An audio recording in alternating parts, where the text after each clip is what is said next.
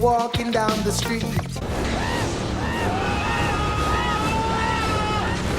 And I say, hey, hey, what a wonderful kind of day.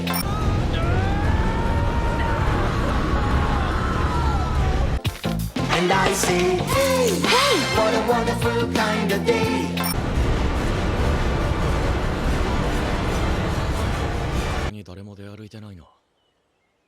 Anyone can hear me and have the ability to help, please help! Anyone!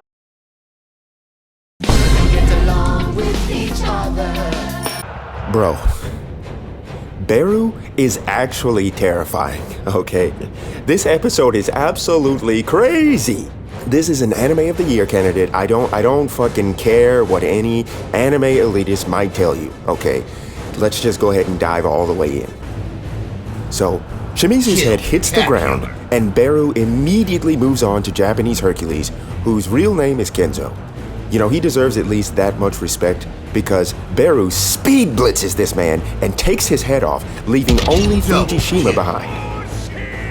We don't even see Beru. He's just a fog, a mirage, apparently moving so fast it's hard to even perceive his true form. And Fujishima suffers the same fate as his guild members, a brutal decapitation. This looks like a horror movie. Now we move inside the anthill, with the Ant Queen extermination team, and Hunter Ma is fighting some of the white guards, which, you know, I believe is the previous generation of ants that they couldn't handle during the last raid. Now the ants may be S-rank, but they don't know anything about playing team ball. Hunter Cha comes out of the timeout with a set play, dropping from above like the angel she is, and hits the ant with a Three Musketeers-ass sword strike before standing on her blade, still inside the ant, and riding it down, cutting it open and killing it. Too much sauce, baby. And she's got the black, red, and gold bodysuit on. Damn, son. You know what? Okay, I see you, Cheyenne.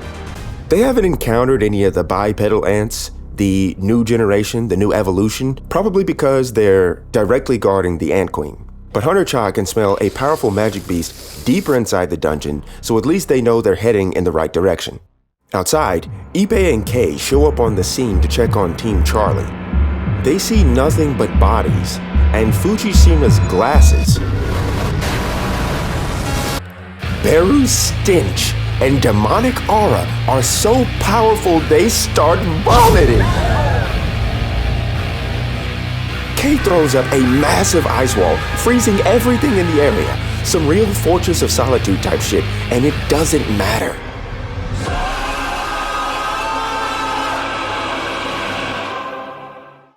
Incel Mask and Yakuza Girl are in the abandoned city, but before they can worry about their non-responsive comrades, they have to take on another wave of ants. We go back inside the anthill, and Team Korea is confronting the Ant Queen. Thanks to Baek Yoonho's Luka Doncic level court vision, they were able to confirm they were headed in the right direction. After a buff from Byung-gyu, the team is ready to go, absolutely juiced to the gills on magical TRT. Hunter Ma goes giant mode again, hitting the ants with a taunt skill before Jang In-choi unleashes magical flames, torching the ants repeatedly. And he's not holding back. Not his power, and not the unmitigated trim of his Jeju Raid wardrobe. A ring on every finger and a Michael Jackson coat? My man is cooking! And he ain't done yet. He powers up a flaming Shinron and bombs the ants, vaporizing them in a massive explosion. But the S-rank white ants are much tougher than the rest, and they emerge from the flames to keep doing battle. And you know what? My boy Baek Yoon-ho is not holding back either. He turns into fucking Battle Beast! And they must be related because he immediately chooses violence, crushing two ants together and smashing their heads to a pulp. And he is feeling this shit. They can't guard you! They can't guard you! Let's go! Let's go! The cameraman is watching from a safe distance, but some sleazy producer tells him over comms that they're at 100,000 live viewers on Twitch and he needs to get closer to the action. But good guy Byung-gu doesn't want him risking his safety just so chat can get a close-up of Hunter Cha. You know what? What a good dude, bro. I'm liking Byung-gu. As the S-ranks put the entire country of Korea on their backs, cheered on by the public on the mainland, the final assault commences. Hunter Ma is on some Lord of the Rings, "You shall not pass" timing, and he holds back the ants before squad wiping the entire crew in front of him with his spear. Chairman LTG, Mr. Don't Fear the Reaper himself, hits the ants with some S-rank archery. Bro is on some 300, their arrows will blot out the sun type shit because a wave of arrows fall, an insane amount, destroying ants left and right. And S-rank Battle Beast is doing his part. Bae Yoonho is on the front lines, sending ants directly to hell. And Hunter Cha is doing her best Igris impression because she's cutting these ants up any way you want. Sliced, diced, chopped, julienned, minced, cubed, you name it, baby. And the Korean hunters rip and tear until there is one, the Ant Queen. And they start the final assault. LTG bombing from the outside with long-range arrows. Bae Yoonho attacks from the front, and the Ant Queen responds by vomiting acid gas on Yoonho and Hunter Ma, burning them. But Byung-gu comes in clutch once again. You need a little revive. He hits them both with the quick revive, and they are back in the fight. Jongin Choi lights her ass up with a prominence burn supernova, sending a shockwave of hot air through the cave. But the Ant Queen isn't done yet. She lets out a horrendous cry, a cry Bae Yoonho correctly identifies as something other than a death cry. She tries to retreat, but Jongin Choi and Don't Fear the Reaper team up, blasting her ass and keeping her from retreating. And Hunter Ma and Bae Yoonho hold her in place so Cha can come in with a of sword strikes, absolutely obliterating the Ant Queen before coming down with a final Getsuka Tensho, cutting off the Ant Queen's head and killing her. And it's done. Finally, the public celebrates the victory. The curse of Jeju Island has been broken. Their comrades have been avenged. They can finally put their nightmares to bed. With the Ant Queen dead, the ants will be dead within a year. People can finally move back to the island. And you know what? Bae Yoonho finally accepts the victory instead of, wondering about the weird thing the Ant Queen did. The ants are swarming back to the anthill. They break through Jongin Choi's fire barrier. But you know what? They still have time. They can...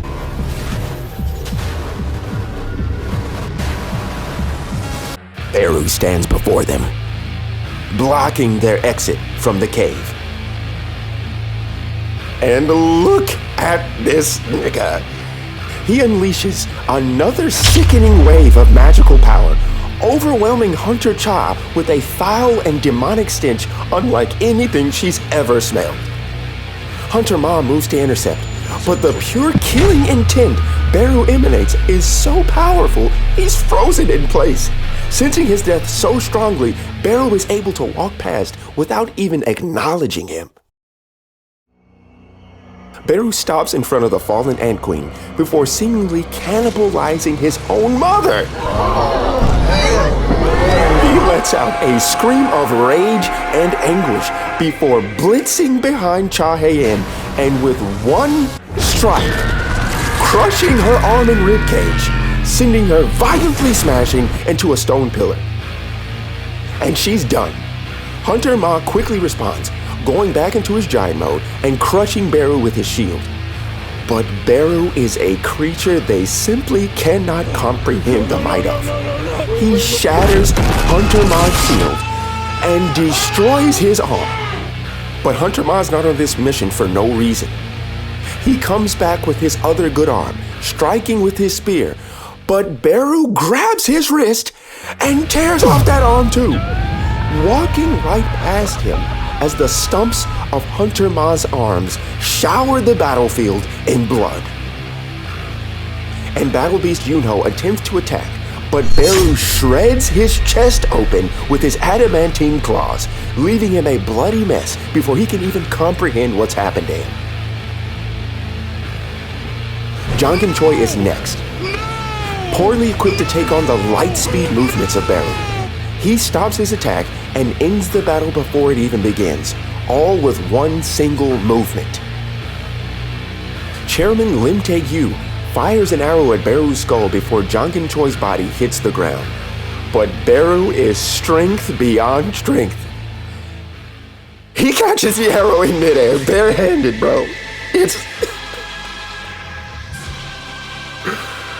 This isn't even aura farming. This is aura destruction, okay? He blitzes LTG, crushing his jaw with the left hand, sending him bouncing off the ground before preparing him for a combo and blitzing him again. But Hunter Ma saves LTG from certain death, healed by Byung-gu. And Byung-gu has camouflaged himself to be as useful to the team as possible, to only focus on healing. But as a trade-off, he cannot move while in this mode. But Hunter Ma is simply not fast enough to hit Beru, who grabs his ankle and, oh my god. You can't keep getting away with it! He starts ragdolling him like Hulk ragdolled Loki, man. Are these hunters the best humanity has to offer him? These puny gods of mankind? And Beru can see Byung-gu, even through the camouflage. And helpless, still bleeding, Baek Yoonho watches as Beru impales Byung-gu, raising him up like some twisted offering to his dead mother, the Ant Queen. Horrifyingly, Beru cuts Byung-gu's pleas short, crushing his skull in his jaws in a cascade of blood. You get that? And Baek Yoonho attacks, enraged.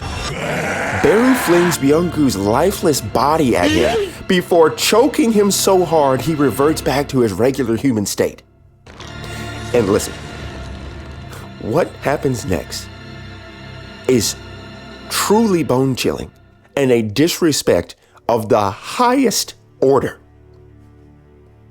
With his mandibles grossly moving and chittering, a voice finally comes out, and Beru impersonates Byung-gu, staring at Yoonho dead in his soul and mocking him with the last words of his dead friend.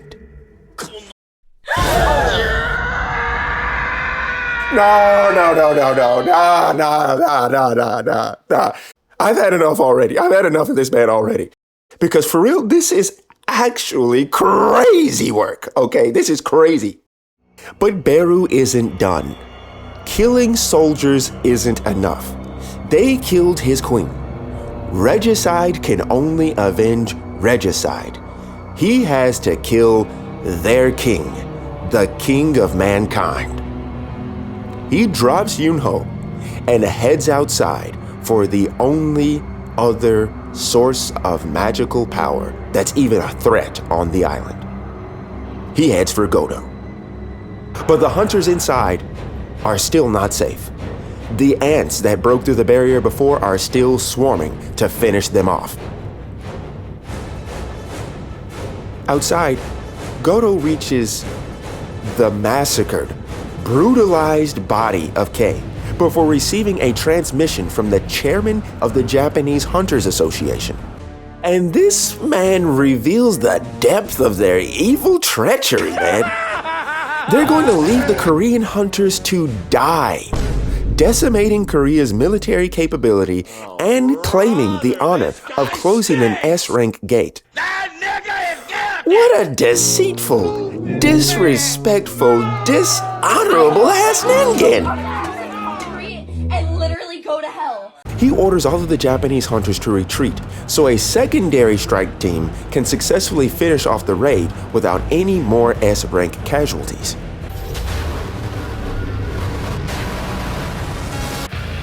Beru has other plans. He decapitates Ishida. Godo is unfazed by this, only telling Hoshino to withdraw so he doesn't get in his way. With Hoshino gone, Beru asks if Godo is their king,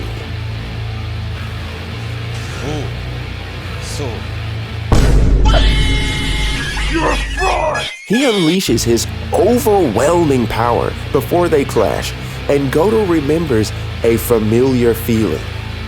He's felt power like this before, and not from himself, from a real king. Inside, the battle is hopeless. The Korean hunters are battered and hopelessly outnumbered. But Jongin Choi really is a real one, and he is exhausting himself, burning as hot as he can, even while bleeding from his own grievous wounds. But his flames are slowly running dry. This is their last stand, their last gasp. And silently, we cry for help. They need a miracle. And Jinwoo answers. 交換